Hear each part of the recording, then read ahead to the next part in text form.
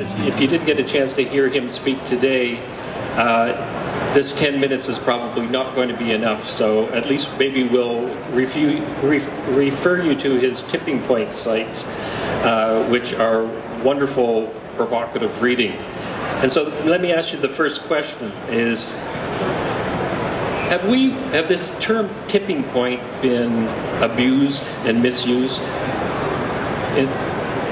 The term tipping point was originally used by people working in sociology in the 50s and 60s already. It is also, from what I understand, I'm not English speaker, and a colloquial term which people can use at large. And I think it was became really famous by the book The Tipping Point, a bestseller, and has recently, with what we call non-linear responses of ecosystems and systems, became quite popular. And all good terms which mean something scientifically, but also talk to people because they mean something in language, they are always in the danger to be misused because they have no fixed definition unless the scientific community says a tipping point is this or that. And so I think that if the media or people in general use it in different direction, that is one thing. But that the scientific community is using the tipping point in two different directions without defining it is just not acceptable, because then the media jump on it and then you get a debate. So define for me a tipping point that perhaps that has come and gone in the Arctic. In the Arctic it is not that easy to define tipping points, and that is also our science is about. But in politics it's quite well known. The Berlin Wall, a man burning himself in Tunis, and a lot of other examples where things just change and then the change is irreversible. Very often people think that tipping points are points of no return, but a tipping point is actually when a small change has a big effect, and that you can find everywhere. And the only tipping point which I for sure know took place in the Arctic is the increased reduction of sea ice, which probably took place, started in 1990 and is accelerating.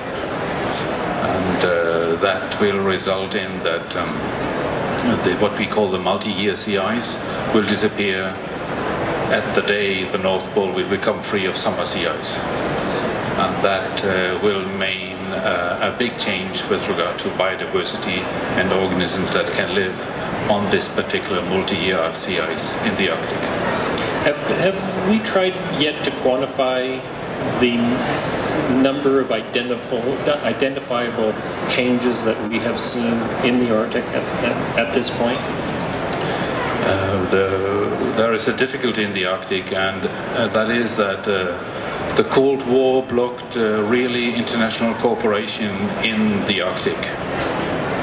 And the work we should have done in the 50s and 60s, our homework, to judge what is taking place quite rapidly, that homework was not done.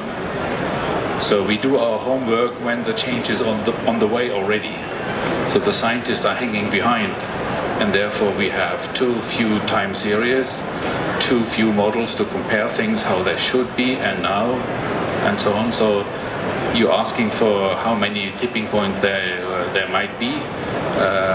It is a very difficult question because we have not the comparison how things should have been some time ago. Because at that time every nation was either doing very little in the Arctic or just in front of their own doorsteps in the vicinity of their territories. Are we doing enough now? I mean, you think that the Russians, are they catching up and filling some of the knowledge gaps that existed during the Cold War? I don't think we do enough. Russia is doing very little in ecosystems on the entire Siberian Shelf, and even in Europe, where there are a lot of nations which do Arctic research or polar research. There are a lot of nations which are not really dedicated to the Arctic. France is doing very little in the Arctic, something. Great Britain is almost doing nothing in the Arctic. The Netherlands is doing nothing in the Arctic, and they all work in the Antarctic, of course. And so the Arctic is not receiving the attention as a region it should have, because it is a region where the largest climatic changes are taking place, and what is taking place there has consequences for the population of the Northern Hemisphere, which are a couple of billions.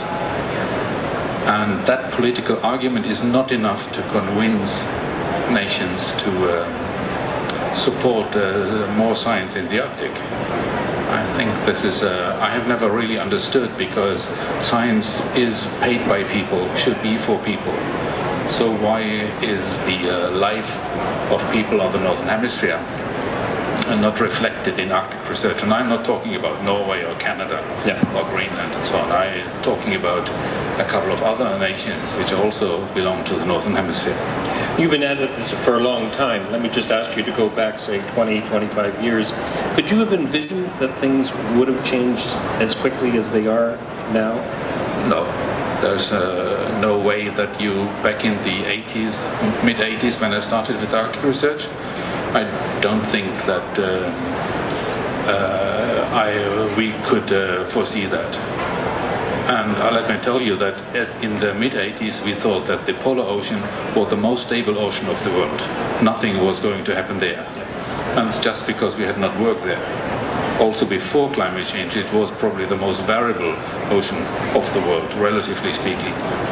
So, and yet the Greeks believed in an open polar sea. Yes. Well, Dr. Paul Wassmann, thank you for coming, and I urge everybody, if you want to read more, all you have to do is go on the internet and type in his name, Dr. Paul Wassmann, and I did it by doing tipping points, and it just takes you in a lot of very fascinating directions. Thank you very much. Thank you very much.